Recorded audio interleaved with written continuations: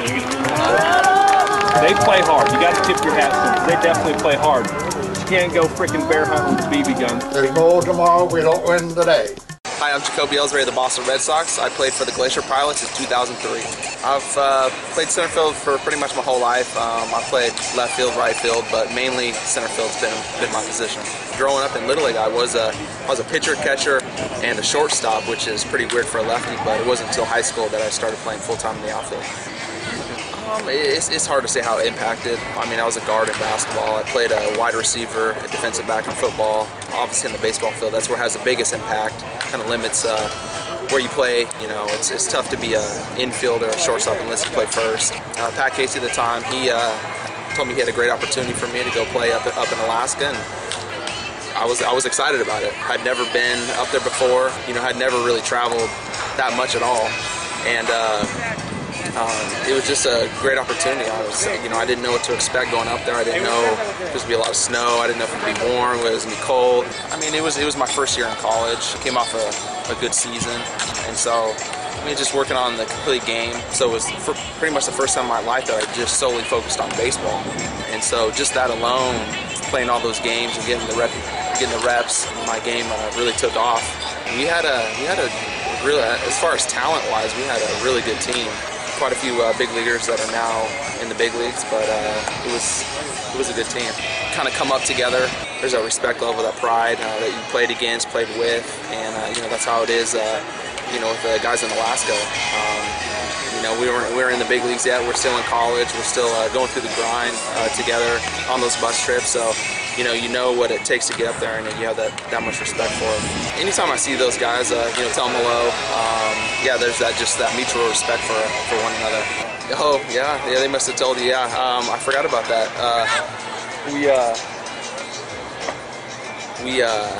We got some old cars that the teams let us borrow, and I remember our windshield wiper didn't work, and obviously it started raining, so we had a little squeegee, and so we were driving down the road, squeegeeing. You were driving and squeegeeing the windshield at the same time. So that's right. Yeah, the Bucks.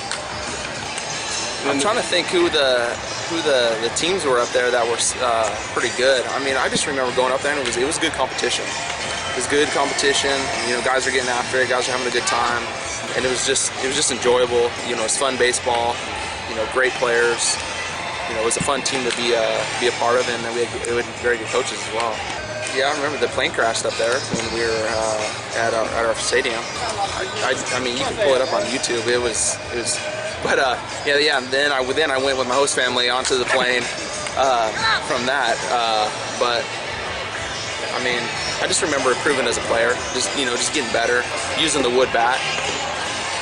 We were aluminum bat. I'd used wood bat before. I played for a semi-pro team. They're called the Ells, and so it was my second time swinging the wood bat. But yeah, I mean, just that alone is unique for college baseball. There's a lot less sweet spot. It's heavier. It's a big adjustment for guys that swung aluminum their whole life, and sometimes that's the deciding factor whether you move on after college or that's it for you. I mean, they're very different in the sense of one's obviously on the East Coast and one's in Alaska. I mean, just that alone is a huge distinction. But I was definitely fortunate enough to play in both. And I'm glad I played in both. I would love to go back to Alaska, but I'd never been to the East Coast, and I saw a great opportunity to play in the Cape Cod League. So I thought, why not, try them both out. It'd be a great experience. And playing in the Cape Cod League is obviously close to Boston, and got to take batting practice at Fenway Ballpark, and just got a taste of what it's like, Red Sox Nation in that neck of the woods. I mean, obviously very fortunate to be in the position I'm in. And my mom's full Native American, she's Navajo, and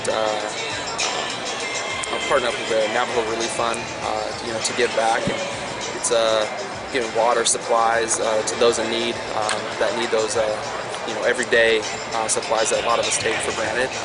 That's just one of them. But definitely very proud of my heritage and where I came from.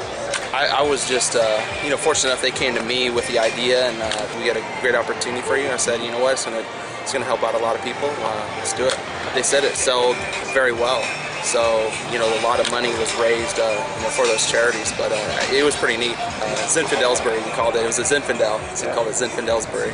But yeah, to be a part of something like that, you know, I never would have thought of, you know, I'd be able to do something like that. But it was pretty neat to be on a bottle of wine, and all the proceeds went to various charities that I teamed up with. And well, I grew up in Oregon, but I had never had a glass of wine when I lived in Oregon. It wasn't until later on, you know, started drinking a little bit of wine. But yeah, no, it's when I go back, obviously Oregon's known for their Pinot Noir.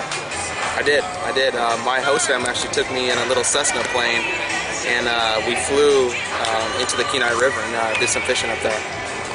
It was the Perrys. Yeah. So I don't know. I'm not sure if they still host. They were great people, and you know, they made that's what it's all about, is the host family. They made my time in Alaska a lot more enjoyable, and they were great people. You know, I wouldn't trade anything for it. You know, saw a lot of wildlife. I mean, yeah, that was one thing, is how big the wildlife. I mean, you see you know, mountain goats, you see bald eagles. Moose that are, you know, some are as, you know, high as the garage door. It's unbelievable. So, you know, those are memories, you know, I'll forever remember, and hopefully one day I can, you know, get back up there. You know, baseball has given me the opportunity to go places that, you know, I know I never would have been before, and, you know, Alaska was one of them. So, you know, very grateful for, you know, everybody that runs the league, that, to all the host families, just very fortunate to be, you know, have been able to travel and be in this position.